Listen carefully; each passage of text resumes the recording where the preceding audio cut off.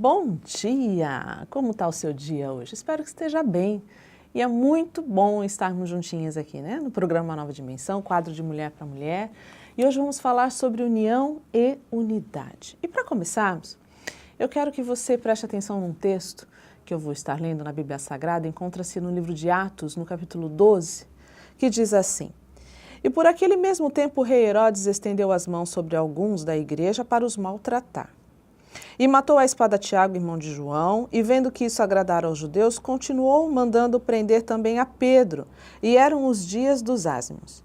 E havendo-o prendido, o encerrou na prisão, entregando a 4 quaternos de soldados, para que o guardassem, querendo apresentá-lo ao povo depois da Páscoa. Pedro, pois, era guardado na prisão, mas a igreja fazia contínua oração por ele a Deus.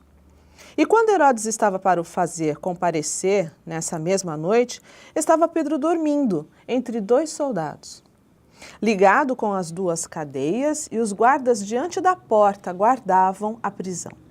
E eis que sobreveio o anjo do Senhor e resplandeceu uma luz na prisão, e tocando a Pedro na ilharga, o despertou, dizendo: Levanta-te depressa. E caíram-lhe das mãos as cadeias. E disse-lhe o anjo: Cinge-te e ata as tuas alparcas. E ele assim o fez. Disse-lhe mais: Lança às costas a tua capa e segue-me. É um texto, uma história muito interessante, mas eu quero que você guarde no seu coração apenas o versículo 5. E nós vamos falar a respeito dele, que diz assim: Pedro, pois, era guardado na prisão, mas a igreja fazia contínua oração por ele a Deus. O livro de Atos nos relata sobre o início da igreja, a qual denominamos de igreja primitiva. Os apóstolos foram testemunhas vivas do Salvador. Acompanharam seu ministério, sua morte, sua ressurreição. Agora caberia a eles darem seguimento, ou seja, continuidade ao Evangelho de Jesus. Muitas pessoas da época aceitaram esse Evangelho. E mesmo sendo perseguidos, e muitos deles mortos, graças a Deus, esse mesmo Evangelho chegou até nós. E a Igreja de Cristo permanece forte e vitoriosa sobre a terra. Isso não seria possível se não houvesse união e unidade entre aqueles irmãos. No texto que acabamos de ler, vimos que Pedro foi preso, aguardando para ser morto. Aqueles crentes recém-convertidos dependiam de Pedro para aprenderem mais a respeito de Jesus e do amor de Deus. Estavam sedentos do Evangelho e não conformados com a situação, juntos, como um só corpo, a igreja fazia contínua oração por ele. Há poder na oração. E com certeza essa oração moveu os céus. Deus enviou seu anjo, livrou Pedro da prisão e da morte.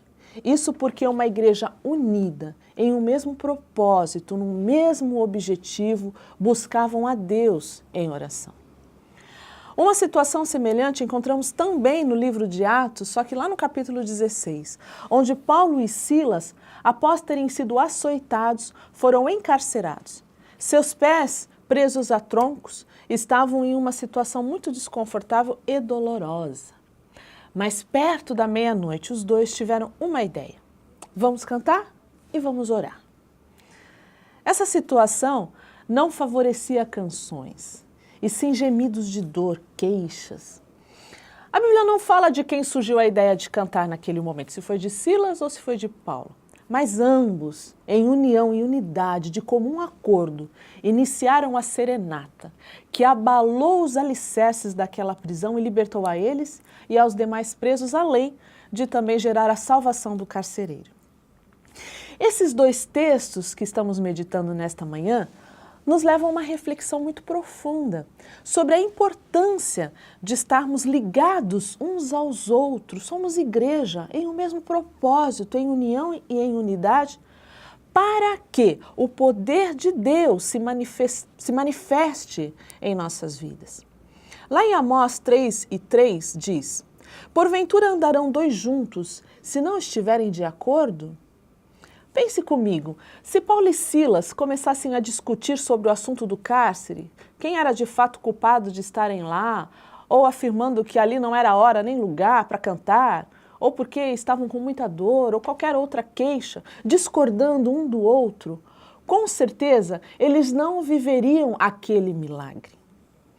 Se a igreja primitiva fosse abatida pela prisão de Pedro, se permitindo desânimo, a incredulidade, se cada um fosse embora para sua casa cuidar da sua vida, dos seus problemas, achando que era o fim daquela história, também não teriam a resposta da oração e não veriam um milagre.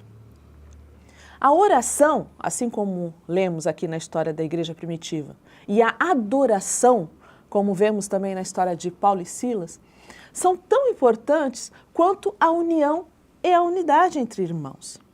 Se não houver essa comunhão entre irmãos, o Senhor não aceitará nosso sacrifício, nem atentará para o nosso clamor. Lá em Mateus, no capítulo 5, versos 23 e 24, diz: se, portanto, nós trouxermos a nossa oferta ao altar, e ali nós nos lembrarmos de que tem um irmão que tem alguma coisa contra nós, o que nós devemos fazer? Deixar ali, diante do altar, a oferta, ir lá procurar o nosso irmão, nos reconciliarmos primeiro com ele e depois, sim, faremos o nosso sacrifício, apresentaremos a nossa oferta. Talvez, amiga, você não esteja entendendo por que não tem tido êxito em suas lutas. Não lhe falta fé, não lhe falta tempo para buscar, você tem se empenhado, mas a resposta não vem. O Senhor fala com você nesta manhã. Busque também a união e a unidade. Busque primeiro dentro da sua casa, estar em paz com seus pais, com seu marido, estar em paz com seus filhos. Se há necessidade de reconciliação, peça ajuda a Deus, se acerte, peça perdão, perdoe também. Busque a paz em todos os seus familiares, os de perto, os de longe, tio, primo, prima, cunhado, enfim. Muitas vezes essa desunião foi causada por situações difíceis, que se tornam em feridas abertas difíceis de fechar. Mas com Deus e com sua ajuda, você será capaz de resolver essas pendências que estão impedindo que você veja e viva o seu milagre. Depois, tenha paz com seus colegas de trabalho, com seu chefe ou seus superiores.